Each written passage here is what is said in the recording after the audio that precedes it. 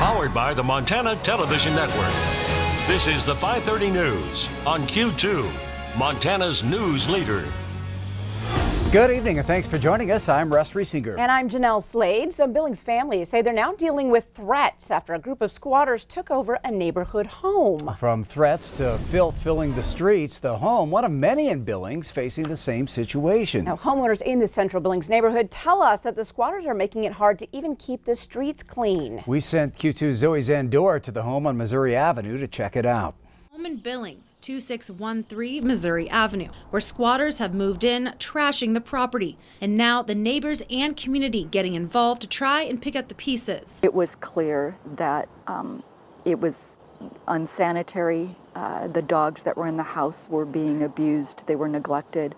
And it was reaching a very dangerous and critical situation. The home is located in Ward 4, represented by Councilmember Penny Ronning. Neighbors in Ward 4 reached out to Ronning and the City Council after noticing garbage buildup and other issues raising concern. Code enforcement had already been addressing issues on this house, as well as the Billings Police Department, Child Protective Services, Adult Protective Services, had all extended all of the types of services that they could accommodate for this particular property. How is the city enforcing cleanup at the home, and what more can the city do to help? We're looking at obviously, like if there's vehicles that are, if something's blocking the alley, we certainly address that, work with solid waste and police to deal with that, because often then that creates an issue for garbage collection. If there's garbage and junk and stuff out in the yard, front yard or backyard, we can initiate a case to have that cleaned up. That's what we've been trying to focus on. We've been going back and checking on it almost on a daily basis to see what's going on, and we've gotten, continued contact with some of the neighbors as well to letting us know kind of activity and such. Councilmember Ronning went down to the home with some neighbors, and after being personally threatened, she knew this is an issue that needs to be addressed and turned to the public for help. What was occurring at the house really escalated, and it became very clear that the neighbors were in danger. I was threatened just by simply coming and observing the house by the squatters that were living in the house, as well as the neighbors were being threatened. After speaking with Councilmember Ronning, it seems that the biggest roadblock for the city is that state law is preventing them from taking any further action. The state laws, when it comes to squatters, really favor rural communities. And squatting is a real urban issue, and we have that issue in Billings. We have many properties in Billings that are experiencing this exact same type of situation. So we need to get these state laws changed. In Billings, Zoe Zandora, MTN News. All right, thank you, Zoe. And City Councilwoman Ronning posted late this afternoon that the squatters have left the premises and that the outside of the property has been cleaned up. She says police and code enforcement will continue to monitor the property as the bank moves forward with foreclosure. It is a big night for the 5 newly elected Billings City Council members as they're sworn in and kick off their first official meeting. Now, 4 of the 10 council members are now women. Kendra Shaw and Pam Purrington, the newest women on the council, will join Denise Joy and Penny Ronning, both in their final terms. Now, on the agenda tonight, an update on Project Recode, the first effort in decades to update and modernize the building rules here in city limits. Part of that discussion will center around the rules for short-term rentals, similar to Airbnb. In the current code, rules for Airbnb homes are not clearly defined. Project Recode hopes to change that. That council meeting happening right now. Q2's Mitchell Legge is there. He'll bring us an update tonight at 10. Well, there is still no sign of a Hardin girl who's been missing now since New Year's Day, a case the sheriff says looks suspicious. 16-year-old Selena Not Afraid reportedly wandered off from a broken-down van at a rest stop between Hardin and Billings after attending a party in Billings that night. Now, hundreds of people have joined in the search so far, which her family tells us now includes South Dakota and Wyoming. Sheriff Pete Bighair says detectives are looking into leads and have re-interviewed witnesses. They're also looking for a green station wagon with Wyoming plates that some people reported seeing at the rest stop. The Montana Highway Patrol reports there's been little change in the number of fatal crashes or deaths on the state's roads in recent years. MHP released preliminary crash data for 2019 last week. It shows 167 deadly crashes around Montana during the year, with a total of 185 fatalities. That's compared to 168 fatal crashes in 2018 and 169 in 2017. There were 182 deaths on the roads in 2018, 186 the year before that.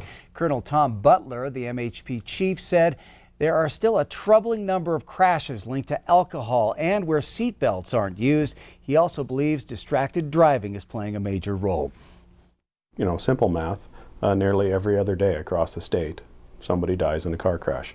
And it's, you know, it's almost like a cancer on the state. It's just this insidious thing that happens. And, you know, unfortunately, it's almost become expected across the state that people are going to die in car crashes. And I think that's really the frustrating thing for us.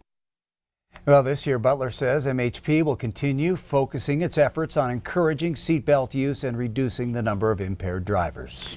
Well, here in Montana, we thankfully had a rather calm wildfire season. The same cannot be said for Australia. Yeah, out-of-control brush fires started in September and are currently raging across communities there. Australian firefighters have been working around the clock to extinguish the flames, but so far, the fires have scorched nearly 20 million acres of land and forced thousands to flee. At least 25 people have died since September, and it is estimated that nearly 500 million animals have perished. Well, authorities there say those fires could keep burning for months, and now they're asking U.S. crews to help. So far, 9 Montanans have answered that call. Those 9 firefighters were among 44 across the United States that departed on December 30th. The 9 Montanans are from the U.S. Forest Service, the Bureau of Land Management, and U.S. Fish and Wildlife Service. Another 20 from around the country were deployed on Saturday, and 59 more are set to go within the next 24 hours. Wildfire personnel are sent based on requests from the Australian Fire and Emergency Service Authorities Council. National Interagency Fire Center spokesperson Carrie Bilbao says our firefighting skills match up well with what they need. We have a arrangement or agreement with Australia for exchanging firefighters when needed. They have experienced firefighters for brush fires or bushfires, and we have wildland fires. And so a lot of our qualifications can integrate pretty easily with their firefighting techniques. Well, the last time the U.S. was called on to send wildfire personnel was back in 2010. Well, state health experts say 95% of smokers begin smoking before the age of 21. And in an effort to delay the age of young adults taking up tobacco, the FDA just passed a law banning sales to anyone under 21. While the law has been in effect for more than a week, smoke shops aren't exactly going up in flames. MTN's Lindsay Hyatt talked with some Great Falls shop owners to find out what the law really means for those who use and sell tobacco.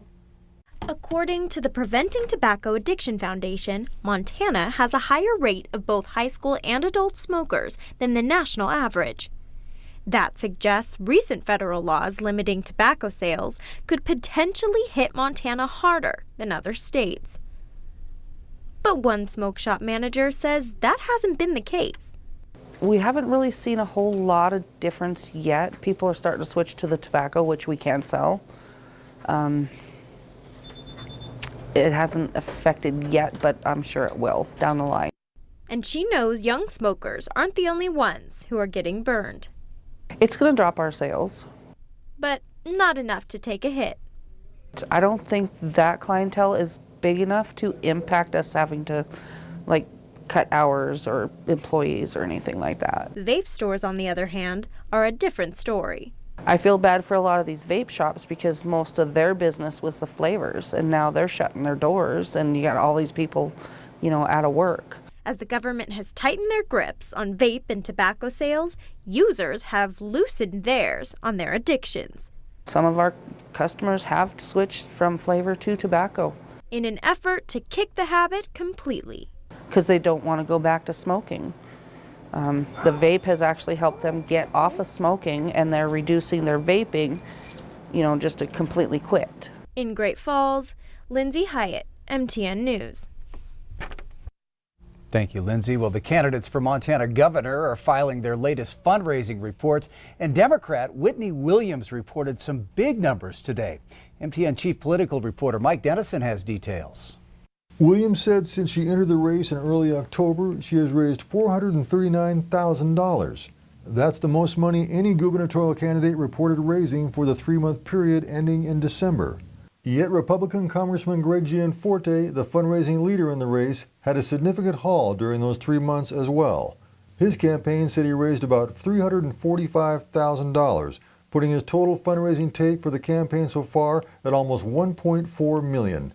Another Republican in the race, Attorney General Tim Fox, reported Monday that he raised about $106,000 the past 3 months, pushing his campaign total to $565,000.